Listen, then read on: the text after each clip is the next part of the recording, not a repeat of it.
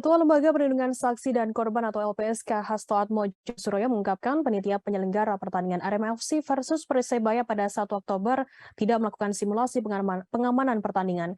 Hal ini merupakan satu di antara temuan dari hasil investigasi mandiri LPSK pada Kamis 13 Oktober.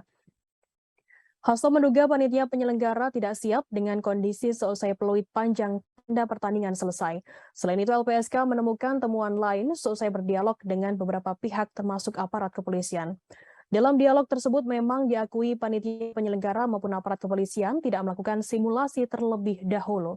Padahal diketahui pertandingan yang tersaji di awal bulan Oktober ini merupakan laga big match yang mempertemukan derby Jawa Timur. Terlebih pertandingan digelar pada malam hari sehingga harus ada pengamanan yang ketat. Tanya itu dalam temuan LPSK, panitia penyelenggara pertandingan juga tidak mematuhi peraturan PSSI pasal 21 dan 22, yakni perihal regulasi keamanan dan keselamatan. Sedangkan untuk aparat keamanan yang bertugas di lokasi dalam temuan LPSK, para penanggung jawab keamanan itu tidak mematuhi peraturan FIFA pasal 19. Adapun aturan itu menuangkan peraturan tentang larangan untuk membawa ataupun menggunakan senjata api maupun gas termasuk gas air mata.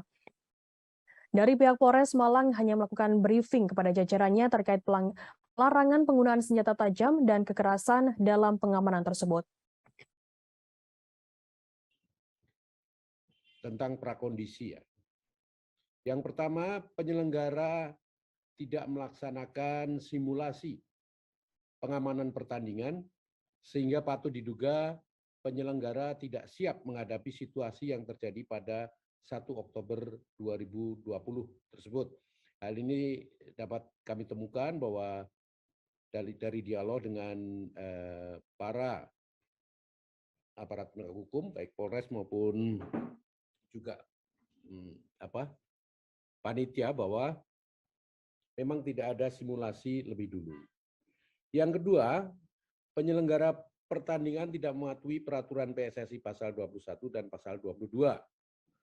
Dan ketiga, aparat keamanan tidak mematuhi peraturan FIFA pasal 19.